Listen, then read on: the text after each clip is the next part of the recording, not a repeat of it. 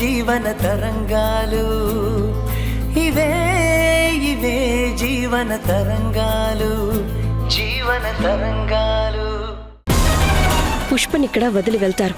ఇంతటితో దీనికి స్వస్థ ఎవరిని? పుష్పను. మరి కోర్టు కేసు? వాళ్ళది వాళ్ళు విత్డ్రా చేసుకుంటారు, మీది మీరు చేయండి. మళ్ళీ అదే కర్మ. ఏదైనా చిన్న గొడవ జరిగితే మళ్ళీ పోలీసులు కోర్టు అంటారు. సత్యం, చెప్పేది విను. ఇంతటితో దీన్ని ఆపే. న్యాయం నీ వైపు ఉందనే నేనొచ్చాను.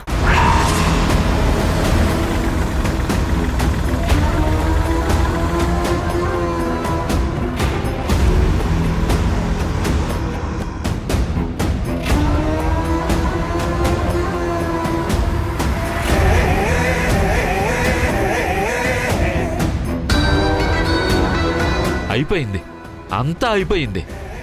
ఊరంతా చాటింపేసి వచ్చినట్టున్నాడు. లిస్ట్లో ఫస్ట్ ఏంటండి? సత్యం,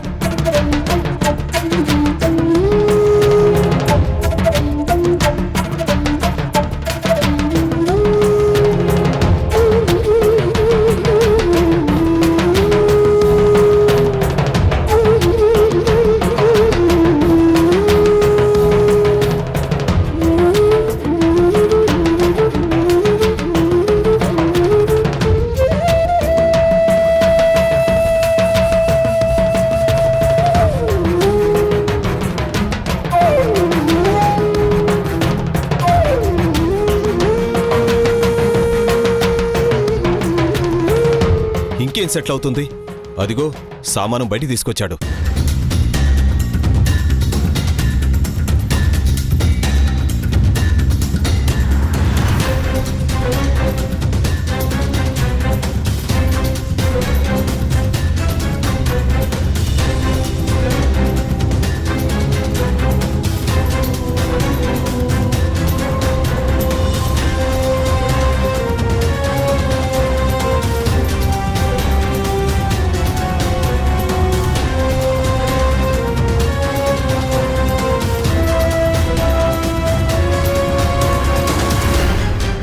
అయ్య గారు, ఎందుకు ఇక్కడ? వెళ్దాం పదండి. నీకు అర్థమైంది, ఆ ఎదవలకు ఇంకా అర్థం కాలేదు చూడు.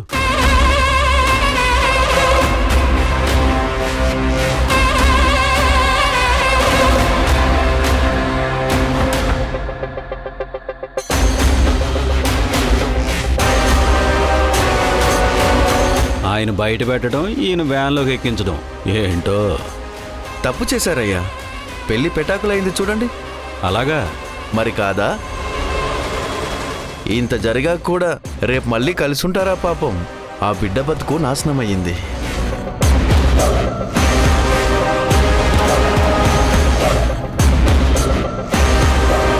ఈ బాధాకరమైన ఘటనని నా కళ్ళతో నేను చూడలేను. లోపల కూర్చుంటాను, అంతా అయ్యాక చెప్పు.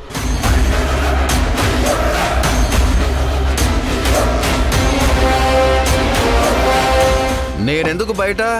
విట్నెస్ కోసం వచ్చింది మీరే చూడండి.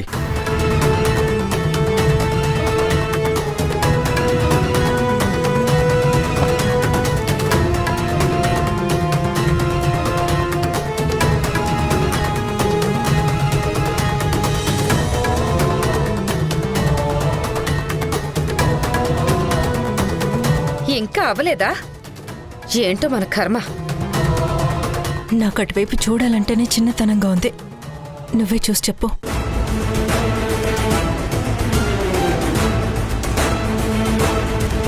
ఏం మనిషో ఏమో మీ నాన్న. అతని మొహం చూడ్డానికి నాకే కష్టంగా ఉంది. ఇంకా అక్కడి నుంచి లిస్టు చూస్తున్నారు చూడు. డబ్బులున్నాయి, వయసుంది, కానీ బుద్ధి మాత్రం పెరగలేదు.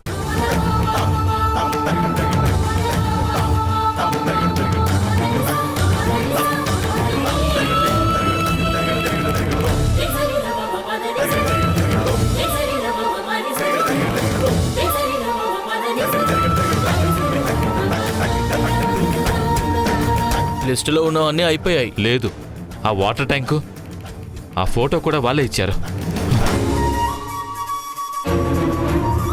సత్యం ప్లీజ్, ఆ ఫోటో ఉండనివ్వు. నాకు బుద్ధి చెప్పడానికి వచ్చారు కదా, ఇప్పుడు వస్తుంది వాళ్ళకు బుద్ధి. కలిసి కలిసి బతికే కాలమే మాయే నేడే పగటి వేళ పీడ కలలాయే. అమ్మా ఇక చాలమ్మా జరిగింది, వెళ్దాం పద. ఆయన ఆస్తి ఆయన తెచ్చుకుంటున్నారు, నువ్వు స్టార్ట్ చేయి, వెళ్దాం. గొలుసు కట్టు గోసలైపోయే పొరపాట్లు కొన్ని పంతాలతోని మరి అంతకీ తేలదు పంచాయితీ కలిసి బతికే కాలమే మాయే నేడే పగటి వేళ పీడ కలలాయే. ఇక నేను చూడలేను, ఇక్కడ ఒక్క క్షణం కూడా ఉండలేను. నేను ఎక్కడ సైన్ చేయాలో చెప్పండి, చేసి వెళ్తాను. కూర్చోండి.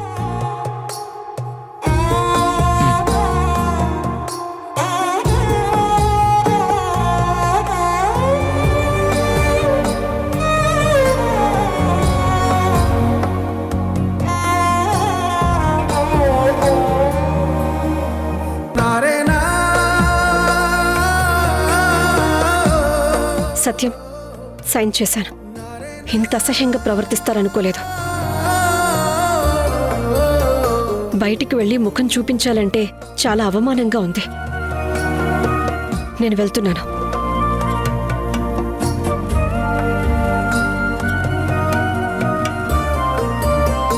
మీరు చేసిందేం బాలేదు సత్యం గారు.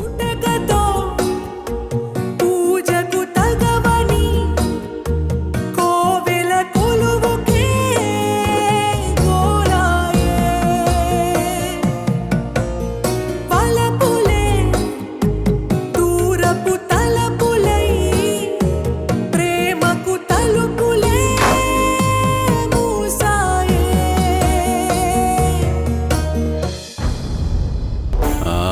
ఏం జరుగుతోంది? ధృతరాష్ట్రుడు గాంధారిని అడిగినట్టు అడుగుతున్నారేంటి? నేను మీ పక్కనే ఉన్నాను కదా, ఒక్క నిమిషం ఆగండి. తల్లి కూతుళ్ళు వెళ్ళిపోయారు పాపం. దేవికా మేడము, లాయరు, వెళ్ళిపోయారు. సత్యం, లోపలికెళ్ళి తలుపులేసుకున్నాడు. మరి శ్రీనివాసు? ఆ సామాన్లంతా ఎక్కించి సర్ది కట్టిస్తున్నాడు. ఈ పెళ్లి సామాన్లకి కట్టు గట్టుగానే కట్టిస్తారు, కానీ అదే రేపు బిడ్డ మెడలో వేసిన 3 ముళ్ళ బంధాన్ని వీక్ చేస్తుంది. అయినా త్వరగా ముగించకుండా ఏంటిది? ఇదిగో వెళ్ళా పేపర్ తీసుకురా, సంతకం పెట్టిస్తాను. నేను పోలేనయ్యా, నాకు అవమానం. నీకెందుకు అవమానం? మాలాంటి చిన్నవాళ్ళకే ఇలాంటివంటే అవమానం. దగ్గరికి వెళ్తే కాపురంలో చిచ్చు పెట్టిన పాపం నాకు కూడా అంటుకుంటుంది. మీలాంటి పెద్దోళ్ళు పెళ్లి పెటాకులైతే పటాకులు కాల్చి పండగ చేసుకుంటారు, మాతోడు కాదయ్యా. నువ్వు బలేవాడు జోజో. పెళ్ళి స్వర్గంలో నిర్ణయిస్తారంటారు, మరి విడాకులేమైనా ఈ నీలకంఠం ఫామ్ హౌస్లో నిర్ణయిస్తారా? లేదు కదా. ఎవరి కర్మకు ఆళ్లే బాధ్యులు. సరే, బండి ముందు పోని.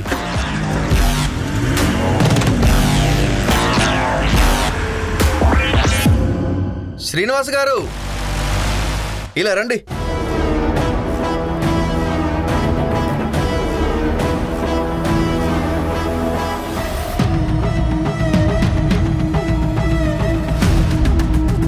ఏంటి శ్రీనివాస్ ఇలా చేశావు? ఇంత చేశాక సంసారం మళ్ళీ అతుకుద్దా?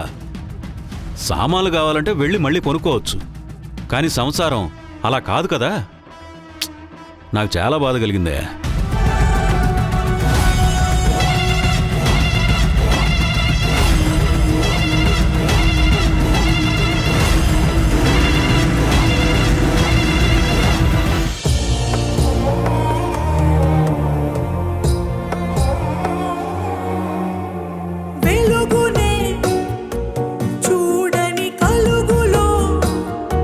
చీకటి బతుకులై పోయేనే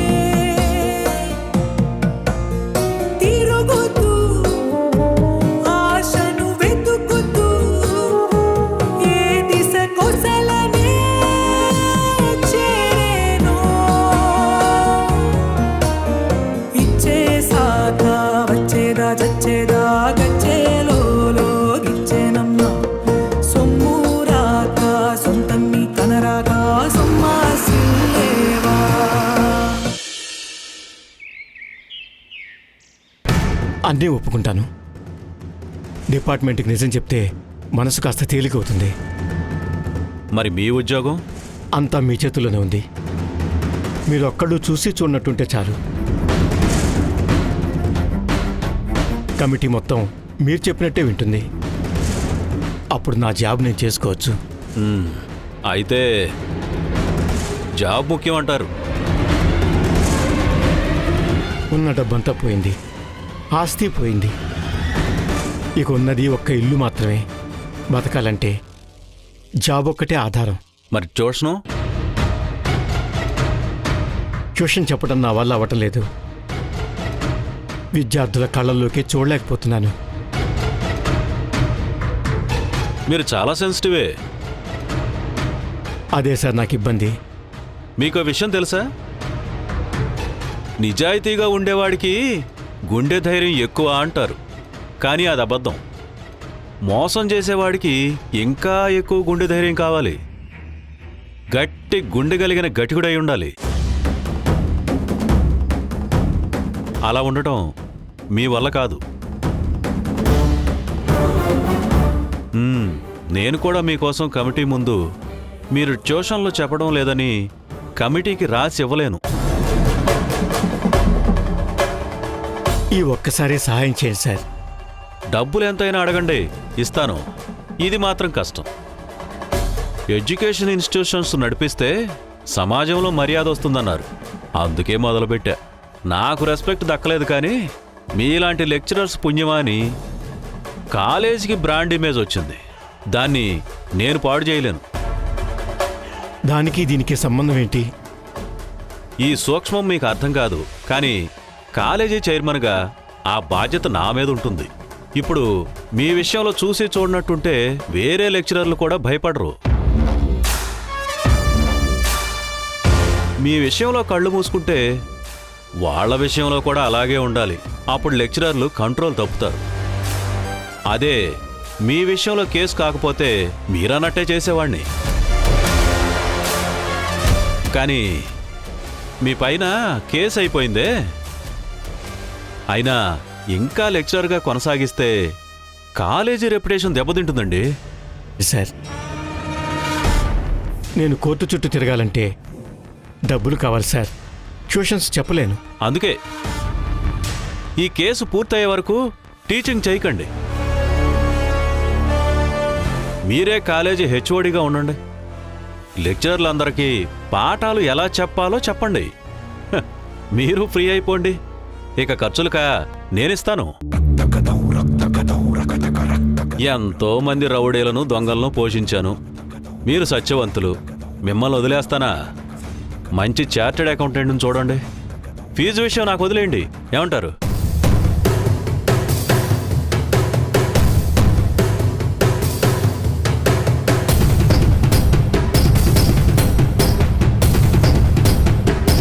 ఏమయ్యా జోజో, చాలా మొద్దులా ఉన్నాడయ్యా. పద, మనం సైట్కి వెళ్ళొద్దాం.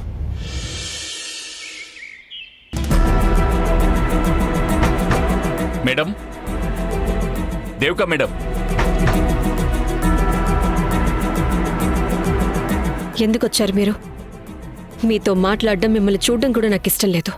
నేను బిజినెస్ను కాపాడుకోవడానికి ఎన్నో పనులు చేస్తుంటాను. అందులో తెలుసో తెలియకో తప్పులు జరుగుతూనే ఉంటాయి. అందుకని మనిషిని ఎందుకు ద్వేషిస్తుంటారు? మీరింకా మనిషి అనే సంగతి గుర్తుందా? పచ్చి అవకాశవాది మీరు. ఏదైనా పనుంటే ఆఫీస్కి రండి. మేడం, ఇది కొంచెం పర్సనల్ విషయం. అది ఏదైనా సరే ఆఫీసులోనే మాట్లాడండి. ఇది మీ అక్క ధరణికి సంబంధించిన విషయం. సరే రండి, కూర్చోండి. చెప్పండి. మీ అక్క ధరణి ఇంటి డాక్యుమెంట్స్ పెట్టి మహేష్ నా దగ్గర అప్పు తీసుకున్నాడు. అవును. చిన్న సమస్య. మహేష్ 2 నెలలుగా ఇన్స్టాల్మెంట్ కట్టట్లేదు. వడ్డీ పెరిగిపోతుంది. మాకు వేరే చాయిస్ లేదు. షూరిటీగా ధరణి ఇల్లు పెట్టింది. అదేంటి? అప్పిచ్చింది మహేష్కి, జీతం వస్తుంది కదా. వచ్చే జీతం అటాచ్ చేయాలంటే చట్ట ప్రకారం వెళ్ళాలి. అది కొద్దిగా లెంత్ ప్రాసెస్. 2 నెలలు ఈఎంఐ కట్టకపోతే ఈ కేసు వేయడానికి కుదరదు. రికవరీ పెండింగ్ అవుతున్న కొద్దీ మీకు మంచిదే కదా. అప్పు వడ్డీ రెండూ పెరిగితే ఆ ఆస్తిని మీరే టేక్ ఓవర్ చేసుకోవచ్చు. అది మీకు అలవాటే కదా. నాకు అంత ఆశ లేదు. బతకడం కోసం ఎవరికి తోచింది వాళ్ళు చేస్తారు. నేను ఈ పని చేస్తున్నాను, అందరిలాగే నేను బతుకుతున్నాను. కాకపోతే నాది ఫైనాన్స్ కంపెనీ కాబట్టి అన్నిసార్లు నేను ధర్మప్రభుని అనిపించుకోలేను. అది వదిలేయండి. మీ ధర్మ అధర్మాలు పాపపుణ్యాల గురించి నాకనవసరం. అయినా తాకట్టు పెట్టిన వాళ్ళు అప్పు కట్టకపోతే ఇల్లు స్వంతం చేసుకోవడానికి కోర్టుకు వెళ్ళాలి. అప్పుడు కోర్టు అప్పు తీసుకున్న మహేష్ ఆ అప్పు తీర్చాలి అని చెప్తుంది. ఇక ఈ ఇష్యూ ధరణి ఇంటి వరకు రాదు కదా. ఫైనాన్స్ కంపెనీలు ఇచ్చే అప్పులు లీగల్గా రికవరీ చేయడం కష్టం. అందుకు మేము అప్పు ఇచ్చేటప్పుడు ప్రాపర్టీ డాక్యుమెంట్స్ తీసుకుంటాం. దాంతోపాటుగా సేల్ అగ్రిమెంట్ కూడా రాయించుకుంటాం. అందులో మేము ఇచ్చే డబ్బులు అప్పుగా కాదు, వాళ్ళు తాకట్టు పెట్టిన ఆస్తిని మాకు అమ్ముతున్నట్టుగా అగ్రిమెంట్ చేయించుకుంటాం. వాళ్ళ అప్పు తిరిగి చెల్లిస్తే ఓకే, లేకపోతే ఇచ్చిన డబ్బుల కింద ఆ ఆస్తి మాదవుతుంది. మంచిదే కదా మీకు. పక్క వాళ్ళ ఆస్తులు ఆక్రమించుకోవటం, వాళ్లను పడగొట్టి సంతోషపడటం. మరి ఇంకేంటి, మళ్ళీ మీదే పై చెయ్యి. అయినా కూడా అలా చేయకుండా మా కుటుంబం బాగుకోరి ఇదంతా నాకు చెప్తున్నారా? మెప్పు కోసం కాదు, ధరణి ఎంతో కష్టపడి కట్టుకున్న ఇళ్ళు అన్యాయంగా పోగొట్టుకోకూడదు అని.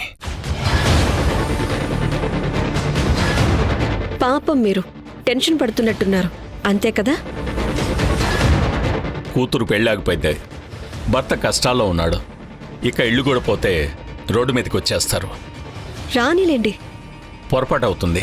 అవును, మీరు ఏ పొరపాటు కావాలని చెయ్యరు.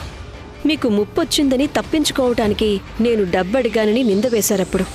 ఇప్పుడు అక్క ఇంటిపై అప్పు వసూలు కాకపోతే ఇంటిని స్వాధీనం చేసుకుంటారు. కాకపోతే నాకు మాట చెప్పి చేస్తే మీది పొరపాటు కాదు. అప్పు వసూలు చేయడానికి ఇంకో మార్గం లేక అలా చేశారని నేను నమ్మాలి. రేపటినాడు మీరు నాకు టార్గెట్ అవ్వొద్దనే భయంతో చెప్తున్నారా? మీ విషయంలో నేను జోక్యం చేసుకోకుండా ఉండాల్సిందే, కానీ పరిస్థితుల వల్ల కొన్ని తప్పులు చేయాల్సి వచ్చింది. అయితే సరిచేసుకోండి. సరి చేసుకోవడానికి చూస్తే శిక్ష అనుభవించాలి. అంత భయం ఉన్నవాళ్లు తప్పులు చేయకూడదు, కానీ అలా ఉండలేరు. శిక్ష తప్పించుకోవడానికి అబద్ధాలు చెప్తారు. చట్టం ఉన్నా కూడా దాన్నుంచి ఈజీగా తప్పించుకోవచ్చనే ఓవర్ కాన్ఫిడెన్స్. అసలు శిక్ష పడుతుందనే భయం ఉంటే కదా మీకు. ఓకే, నాకు టైం అవుతుంది. ఇంటి వరకు వచ్చి విషయం చెప్పినందుకు చాలా thanks.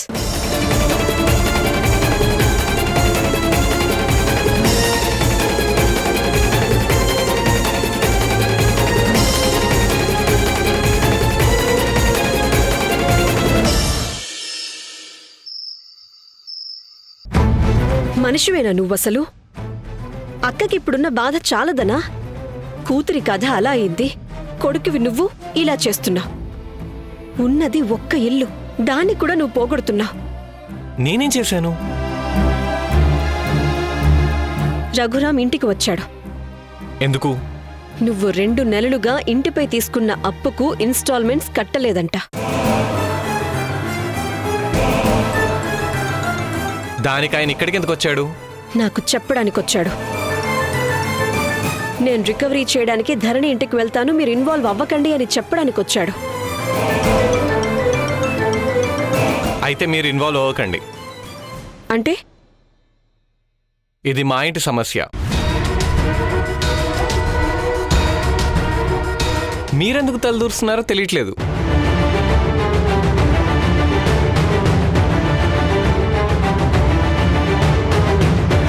I'm sorry to say this. ఇది చాలా పర్సనల్ విషయం. ఇన్స్టాల్మెంట్ కట్టలేదు. ఇల్లు మా అమ్మది, అప్పు నేను తీసుకున్నాను. ఆ ఇల్లు ఉన్నా పోయినా నష్టపోయేది మా అమ్మ. మాది తల్లి కొడుకుల సంబంధం. అంటే బంధాన్ని అడ్డు పెట్టుకుని అమ్మని మోసం చేస్తావా? అవును, మోసం చేశాను. మా అమ్మ, నా ఇల్లు, నా ఇష్టం. మధ్యలో నీకేంటి?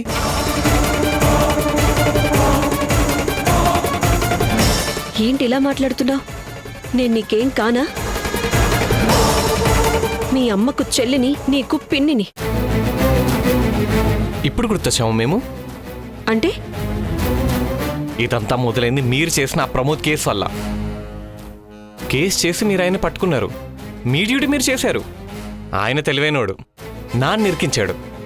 కీర్తి పిల్ల ఆగిపోయింది. మీరు మా అమ్మకి చెల్లి, కీర్తికి పిన్నైనప్పుడు ఇవన్నీ ఆలోచించి అడుగు వేయాలి కదా. నా ఉద్యోగ ధర్మం నేను చేయటం తప్పంటున్నావు. సరే, ఇప్పుడు సమస్య కీర్తి పెళ్లి కాదు, నువ్వు ఈఎంఐ కట్టకపోవటం. నేను చిన్నప్పటి నుంచి చూస్తున్నాను, నువ్వెప్పుడు ఇలా మాట్లాడలేదు. ఏమైంది నీకు? ఎందుకు ఇలా మాట్లాడుతున్నావు? ఏదో టెన్షన్లో ఉన్నట్టున్నావు. అవును, ఇల్లు ఇన్స్టాల్మెంట్స్, ఇంటి అప్పు కట్టలేదు. బ్యాంక్లో తీసుకున్న పర్సనల్ లోన్ ఈఎంఐ కూడా కట్టలేదు. అదే ఎందుకు? ఆఫీస్లో ప్రాబ్లం. ఏంటి? ఏమైంది? కంపెనీకి ఇంతకు ముందు పెద్ద పెద్ద ప్రాజెక్టులు వచ్చేవి. అప్పుడు మంచి ప్యాకేజ్ వచ్చేది. ఆ నమ్మకంతోనే అప్పు తీసుకొని మరి ఇల్లు కట్టాను. ఇప్పుడు ఏ వచ్చాక మా కంపెనీకి వచ్చే వర్క్స్ తగ్గిపోయాయి. ఇప్పుడున్న మ్యాన్ పవర్కి వర్క్ లేక చాలా మందిని ఫైర్ చేశారు. మరి నీ జాబ్?